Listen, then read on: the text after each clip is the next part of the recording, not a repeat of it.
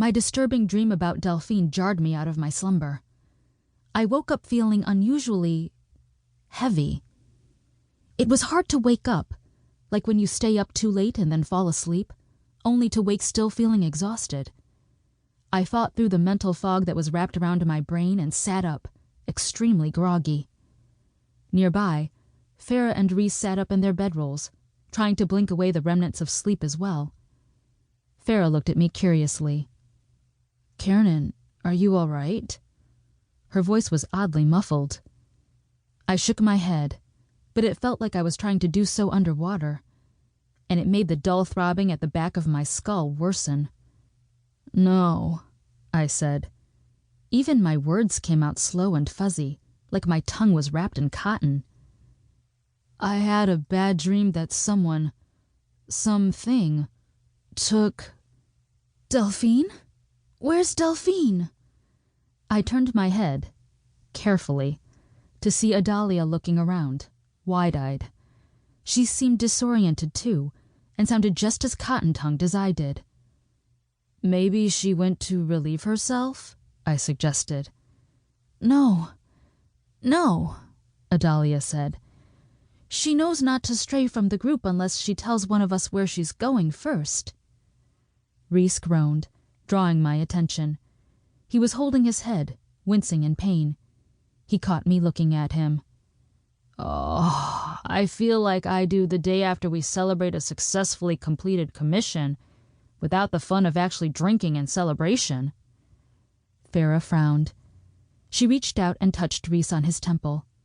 In just moments, he brightened considerably as his headache lessened. He beamed at his friend. "Thanks, Farah." She was still frowning, her brow now furrowed in deep thought. "Not a problem." Her expression grew more serious. "Your headache was a result of something magical, not natural." Now we were all looking at her. "What do you mean?" I asked. "Didn't you set up the magical wards last night?" She nodded. "I did, like I do every night. You hired me for my magical abilities. I wouldn't have forgotten something so basic to my job." I nodded as well. I hadn't meant to sound accusatory, but I had to explore every angle. Fortunately, Farah didn't seem offended, just thoughtful. "Everyone seems to be feeling disoriented, even though we got a good night's sleep. Actually, we're all feeling that way because we got a good night's sleep. Well, maybe not that good. It feels like... I think someone cast a sleeping powder on our group in the night." "But how?" I asked. "I thought your wards protected against that sort of thing." "Against magical attacks, yes," Farah said. "But not against physical attacks or magical items. No wards can do that. That's why you should always set a watch." She turned to look pointedly at Rhys, who wilted under her glare and sheepishly looked away. "Sorry," he said. "I was watching, but the next thing I knew, I was waking up with the rest of you." "It's okay," I said. "From what Farah is saying, it doesn't sound like there was much you could have done." "No, Farah's right. I'm usually more competent than this. I should have—" "It doesn't matter what you should have done," Adallia interrupted impatiently. "What matters is what we do now. And in this whole time we've been talking, my daughter hasn't returned. Do you suppose she's been taken?"